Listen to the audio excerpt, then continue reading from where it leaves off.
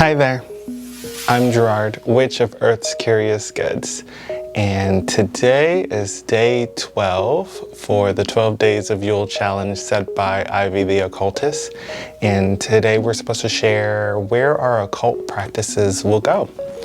So let's get into it. Where will my practice go next? Well, I do know that I want to dive more into ceremonial magic, and when I say dive into it more, I guess more connect to it. And I do want to work with the archangels a lot more, and hopefully in future videos too, I want to share that part at least.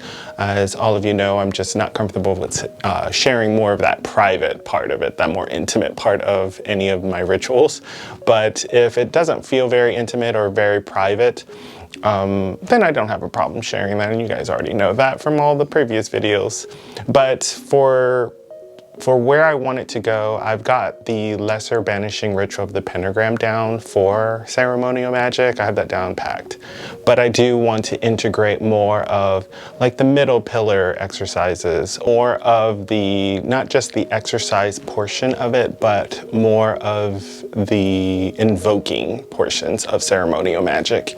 And for me, personally, when it comes to occult knowledge and occult practices, I'm a realist when it comes to that, okay? So many of us weren't around, right? We weren't around decades, centuries, millennia back then when a lot of this magic and practices and sciences, what have you, were made, okay? And if you are a witch, or if you are in the magical community, you know that a lot of the knowledge is hidden. Some of it is just closed practices. So over the centuries, over time, in my opinion, I believe that a lot of it was lost, and we're doing the best to piece it all together, to translate the best that we can. And I also, in my opinion, feel like a lot of it was purposely released to the public wrong, if that makes sense, like sort of to mislead, because there's a lot of information out there that like really mislead a lot of people that are just entering magic and witchcraft. And what I can truly tell you is that you have to make the magic your own, right? You have to try it out and see what works for you. Even now, when I'm doing my ceremonial magic, I have the framework, I have the foundation, and what works for me, I record and I stick to that. That works for me, and I get the results that I'm looking for. And if it is some of the results, like some of my spell work or so forth, then I share that with you guys so that you guys could try it out and see how it works for you, and if you need to tweak it or make the magic your own. But I'm a firm believer that when it comes to magic, you can get your foundation, you can get, you know, and there's certain things that, you know, you just can't, you know, play with too much, you know, like when it comes to a cleansing or something of that nature, or banishing, there's not too many ways. Like when you banish, when you cleanse, okay? What I'm talking about more of is, you know, if cinnamon is for prosperity in this spell and it calls for cinnamon, right?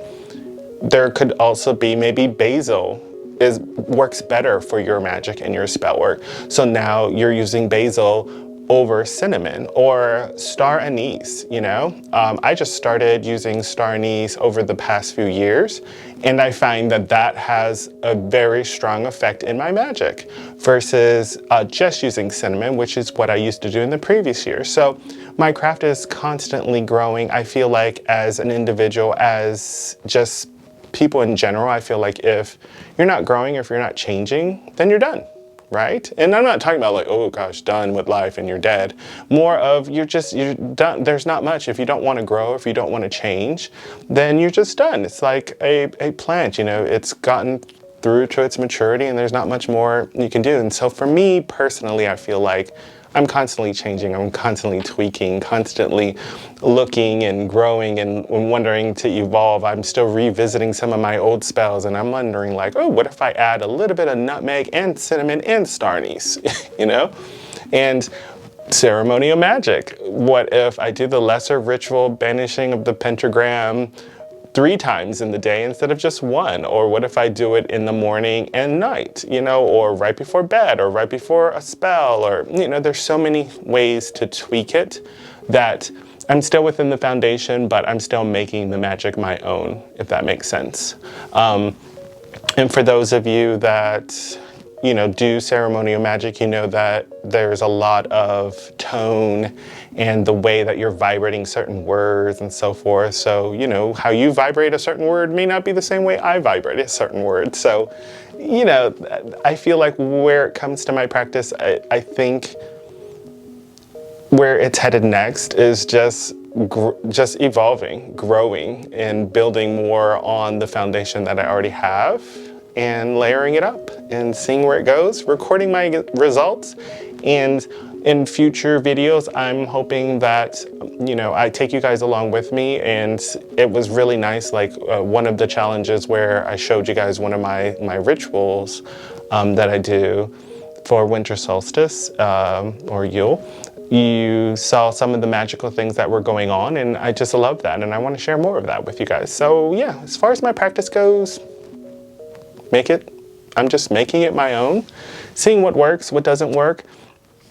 Like I said, I do want to connect to the archangels a lot more. I do want to work with them, and I feel like before I do that, though, I do want more foundational work in ceremonial magic, not just, you know, what I have now, and just go from there.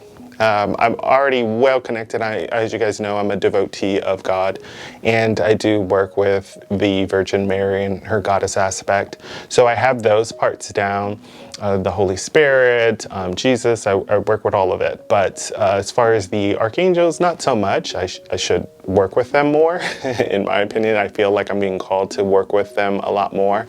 And yeah, so I'm excited to see how the rest of this year is going to go.